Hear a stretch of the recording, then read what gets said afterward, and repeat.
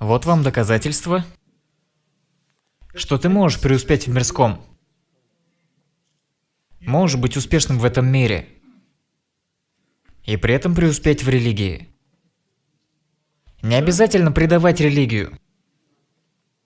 Предавать свое самоопределение. Не жертвуй тем, за что сахабы умирали. Можно в обоих мирах быть успешным. Иншаллаху тааля, шейх. Уверен, вы видите улыбки на лицах. Очень теплый прием. Мы рады видеть вас здесь. Да вознаградит вас Аллах. Начнем с самого начала, шейх. Откуда вы? Где родились? Расскажите немного о себе. Джазакуллаху хайран, брат Мухаммад. Мы с ним хорошо общались, последние сутки. Он из тех парней, машаллах, которых знаешь всего сутки, а такое ощущение, как будто знаешь его уже годы. Я горжусь, что я у вас. Я получил все эти мирские блага. Я достиг определенного уровня, о котором мечтал и к которому стремился. Заработал деньги, построил дом, 3-4 машины стало. И одна жена. Простите, шейх. Ну, всего одна жена. Вот с этого момента поподробнее. Вот этот самый мощный момент был. Я в Пакистане был, так. И большинство машин там было Сузуки Мурид. Ага, такие машины небольшие. Только одна жена поместится. Какие машины вы водили, шейх? У меня были машины мечты, как Мерседес. Мерседес я тоже купил. Но покупая все это, знаете, как только я получил машину своей мечты, нафс, моя душа, мое внутреннее эго. Как только я машину купил и поездил на ней недели 2, после этого мое эго начало говорить мне, что не Мерседес хорошая машина, а BMW, которая проехала, вот машина. Поэтому теперь надо купить вот эту машину. Новую машину. Но вот я и покупал другую машину, другую, третью, следующую. Дома менял. Жену, правда, не менял. Это же не игрушка какая-нибудь. Это мировая проблема. Мировая.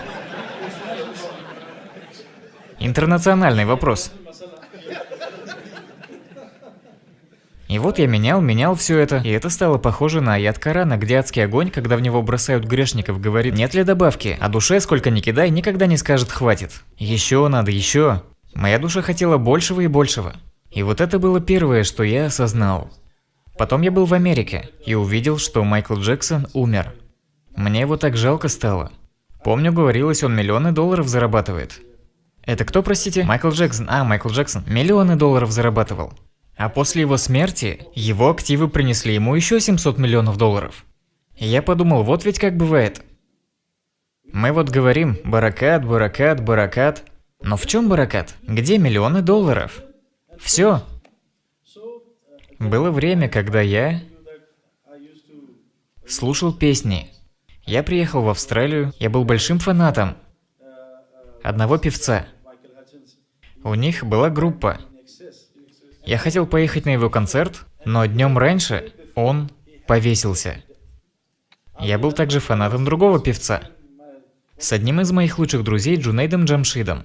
Мы были его большими фанатами и услышали, что он покончил с собой. Застрелился. Выстрелил себе в рот. Вот так застрелился.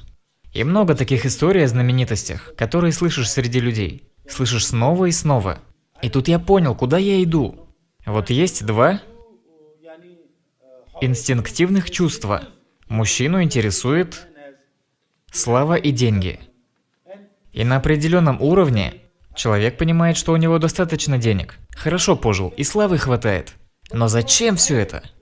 Зачем трудился ради этого? Вот простую историю расскажу. Интересно. Был один рыбак. Рыбу ловил человек. Мимо проходит человек. Что делаешь? Рыбу ловлю. И сколько обычно? Но 15-20 в день. Всего, что ли? Да? А почему? Говорит, мне хватает этого. 2 детей у меня. Жена. Я ловлю рыбу, продаю. Покупаю то, что мне необходимо, и все. Мне хватает.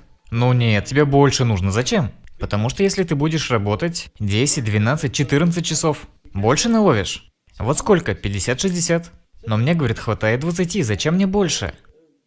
60 зачем? Он говорит, когда ты сможешь ловить 60 рыб, 60 каждый день.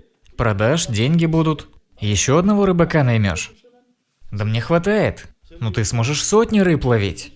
Мне хватает 15-20. И все, больше не надо. Хватает. А он ему говорит, продашь их? По 2 сотни каждый день будешь вылавливать? Хорошо же. Но мне, говорит, 20 хватает. Зачем мне больше? Продавать будешь? 300, 400, 500. Потом раскрутишься. И целое производство откроешь. По 1000-2 в день ловить будешь. Но мне, говорит, 20 хватает. Не понимает он этого парня, да? И он продолжает, когда ты будешь продавать, большой-большой дом купишь, хорошую машину, спальня красивая будет, кондиционер, классная кровать. Будешь ложиться и хорошо спать. Будешь отлично спать. Так а зачем? Я и так сплю. Вот это вот все мне зачем? И так же сплю. Вот это все зачем мне? Как вы думаете, когда кто-то типа Майкла Джексона умирает? Или вот сейчас новый актер умер от героина. Как думаете, другие актеры думают о жизни при этом? Задают сами себе жизненные вопросы? Да. Вас действительно это тронуло? Да, это действительно тронуло меня. Это меня убедило и подтолкнуло вернуться к своей религии. Ведь я видел всю эту разрекламированную жизнь суперзвезд. Но в них не было мира, не было удовлетворенности. И альхамдулилля, я клянусь Аллахом субханаху ва тааля, я 15 лет жизни прожил во всей этой бьющей через край роскоши. И клянусь Аллахом, жизнь, которой я живу сейчас, даже не сравнится с ней. Это даже ни в какое сравнение с ней не идет. Аллах испытает вас, он в Коране это говорит, в суре Бакара. Мы обязательно испытаем вас, но испытаем в соответствии с вашими возможностями. Силой, возможностями. Аллах испытает. И друзья, которые знали меня прежде, видят изменения в моей жизни. Мое наслаждение жизнью внутри. Это как Microsoft Windows. Когда к компьютеру не прикасаешься, красивый скринсейвер, заставка появляется. Мышкой двинул, он исчез. Вот как этот скринсейвер моя жизнь.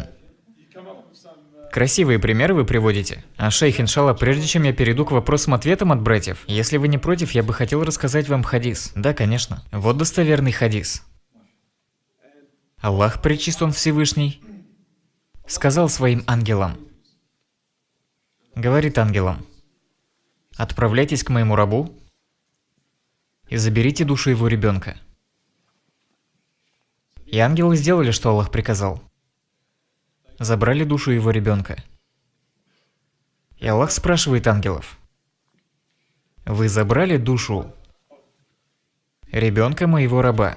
И ангелы ответили: да, о Аллах, мы забрали его жизнь. И тогда Аллах спрашивает. И тут такой момент, очень уникальный. Аллах говорит: вы забрали свет его очей. Аллах говорит: вы забрали свет его очей? Ангелы говорят: да, мы забрали свет его очей. И Аллах спросил: когда вы забрали его ребенка, свет его очей, как мой раб отреагировал? Ангелы говорят: о Аллах, твой раб был терпелив и сказал: Аллаху мы принадлежим, и к нему наше возвращение. И Аллах сказал ангелам: отправляйтесь и постройте для моего раба дворец в раю. Просим Аллаха, чтобы он дал вам дворец в раю. Предлагаем вам стать частью проекта и поучаствовать в распространении нашей религии. Пророк, да благословит его Аллах и приветствует, сказал: указывающий на благое подобен совершившему его.